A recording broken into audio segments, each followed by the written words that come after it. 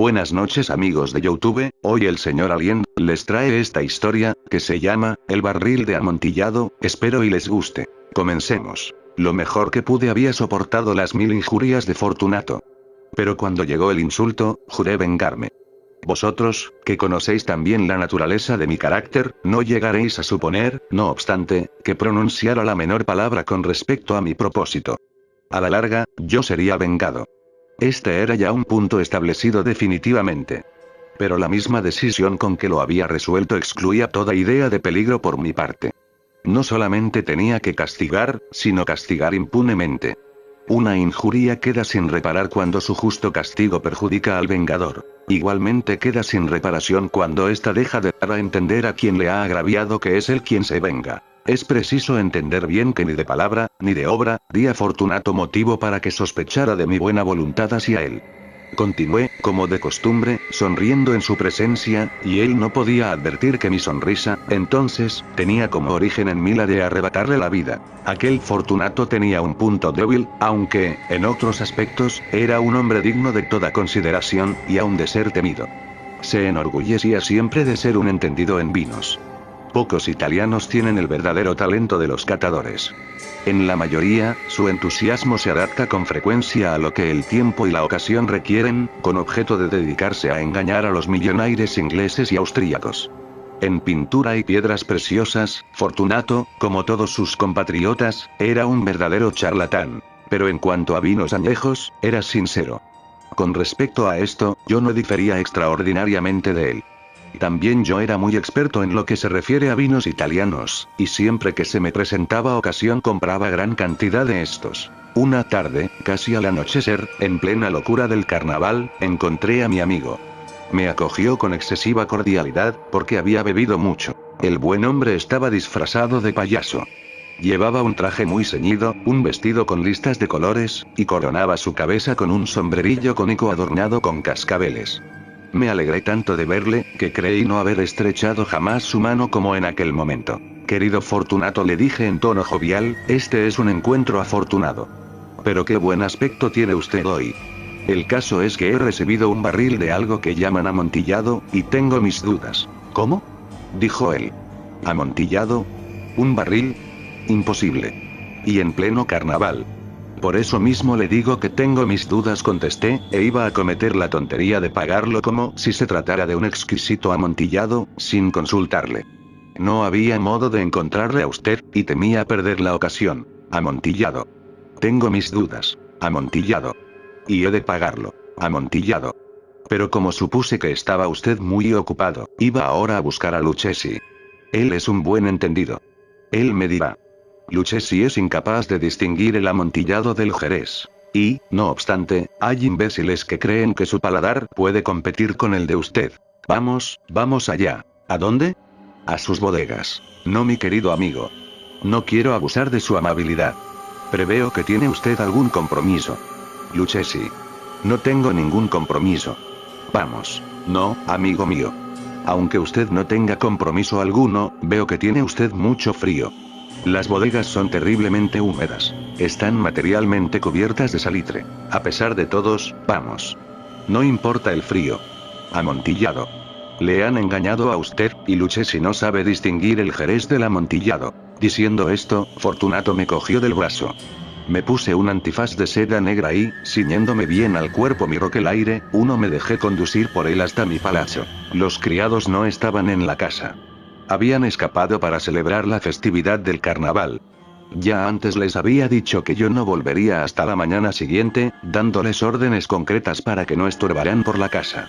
Estas órdenes eran suficientes, de sobra los sabía yo, para asegurarme la inmediata desaparición de ellos en cuanto volviera a las espaldas. Cogí 2 antorchas de sus hacheros, entregué a Fortunato una de ellas y le guié, haciéndole encorvarse a través de distintos aposentos por el abovedado pasaje que conducía a la bodega. Bajé delante de él una larga y tortuosa escalera, recomendándole que adoptara precauciones al seguirme. Llegamos, por fin, a los últimos peldaños, y nos encontramos, uno frente a otro, sobre el suelo húmedo de las catacumbas de los Montresors. El andar de mi amigo era vacilante, y los cascabeles de su gorro cónico resonaban a cada una de sus zancadas. ¿Y el barril?, preguntó. Está más allá, le contesté. Pero observe usted esos blancos festones que brillan en las paredes de la cueva. Se volvió hacia mí y me miró con sus nubladas pupilas, que destilaban las lágrimas de la embriaguez. ¿Salitre? Me preguntó, por fin. Salitre, le contesté. ¿Hace mucho tiempo que tiene usted esa tos? Ejem. Ejem. Ejem. Ejem. Ejem. Ejem. Ejem. Ejem. A mi pobre amigo le fue imposible contestar hasta pasados unos minutos. No es nada, dijo por último. Venga, le dije enérgicamente. Volvámonos. Su salud es preciosa, amigo mío. Es usted rico, respetado, admirado, querido. Es usted feliz, como yo lo he sido en otro tiempo.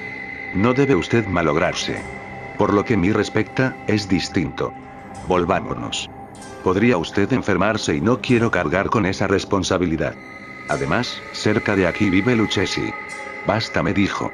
Esta tos carece de importancia. No me matará. No me moriré de tos. ¿Verdad, verdad?, le contesté. Realmente, no era mi intención alarmarle sin motivo, pero debe tomar precauciones. Un trago de este Medoc le defenderá de la humedad. Y diciendo esto, rompí el cuello de una botella que se hallaba en una larga fila de otras análogas, tumbadas en el húmedo suelo. Beba, le dije, ofreciéndole el vino. Se llevó la botella a los labios, mirándome de soslayo. Hizo una pausa y me saludó con familiaridad. Los cascabeles sonaron. Bebo, dijo, a la salud de los enterrados que descansan en torno nuestro. Y yo, por la larga vida de usted. De nuevo me cogió de mi brazo y continuamos nuestro camino. Esas cuevas, me dijo, son muy vastas. Los Montresors, le contesté, era una grande y numerosa familia. He olvidado cuáles eran sus armas. Un gran pie de oro en campo de azur. El pie aplasta a una serpiente rampante, cuyos dientes se clavan en el talón. ¿Y cuál es la divisa? Nemo me impune la Cecil 2. Muy bien, dijo. Brillaba el vino en sus ojos y retiñían los cascabeles. También sé caldeón y fantasía a causa del Medoc. Por entre las murallas formadas por montones de esqueletos, mezclados con barriles y toneles, llegamos a los más profundos recintos de las catacumbas. Me detuve de nuevo, esta vez me atreví a coger a Fortunato de un brazo, más arriba del codo. El salitre, le dije. Vea usted cómo va aumentando. Como si fuera musgo, cuelga de las bóvedas. Ahora estamos bajo el lecho del río. Las gotas de humedad se filtran por entre los huesos. Venga usted. Volvamos antes de que sea muy tarde. Esa tos. No es nada, dijo. Continuemos. Pero primero echemos otro traguito de Medoc. Rompí un frasco de vino de grave y se lo ofrecí. Lo vació de un trago. Sus ojos llamearon con ardiente fuego.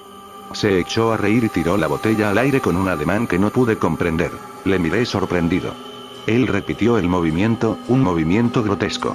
¿No comprende usted?, preguntó. No, le contesté. Entonces, ¿no es usted de la hermandad? ¿Cómo? ¿No pertenece usted a la masonería? Sí, sí, dije. Sí, sí. ¿Usted? Imposible. ¿Un masón? Un masón, repliqué. A ver, un signo, dijo. Le contesté, sacando de debajo de mi roquelaire una paleta de albañil. Usted bromea, dijo, retrocediendo unos pasos. Pero, en fin, vamos por el amontillado. Bien, dije, guardando la herramienta bajo la capa, y ofreciéndole de nuevo mi brazo. Se apoyó pesadamente en él y seguimos nuestro camino en busca del amontillado. Pasamos por debajo de una serie de bajísimas bóvedas, bajamos, avanzamos luego, descendimos después y llegamos a una profunda cripta, donde la impureza del aire hacía enrojecer más que brillar nuestras antorchas. En lo más apartado de la cripta descubríase otra menos espaciosa. En sus paredes habían sido alineados restos humanos de los que se amontonaban en la cueva de encima de nosotros, tal como en las grandes catacumbas de París. 3 lados de aquella cripta interior estaban también adornados del mismo modo. Del cuarto habían sido retirados los huesos y yacían esparcidos por el suelo, formando en un rincón un montón de cierta altura. Dentro de la pared, que había quedado así descubierta por el desprendimiento de los huesos, veíase todavía otro recinto interior, de unos 4 pies de profundidad y 3 de anchura, y con una altura de 6 o 7. No parecía haber sido construido para un uso determinado, sino que formaba sencillamente un hueco entre 2 de los enormes pilares que servían de apoyo a la bóveda de las catacumbas, y se apoyaba en una de las paredes de granito macizo que las circundaban. En vano, Fortunato, levantando su antorcha casi consumida, trataba de penetrar la profundidad de aquel recinto. La débil luz nos impedía distinguir el fondo. Adelántese, le dije. Ahí está el amontillado. Si aquí estuviera Lucchesi. Es un ignorante, interrumpió mi amigo, avanzando con inseguro paso y seguido inmediatamente por mí. En un momento llegó al fondo del nicho, y, al hallar interrumpido su paso por la roca, se detuvo atónito y perplejo. Un momento después había yo conseguido encadenarlo al granito. Había en su superficie 2 argollas de hierro, separadas horizontalmente una de otra por unos 2 pies. Rodear su cintura con los eslabones, para sujetarlo, fue cuestión de pocos segundos.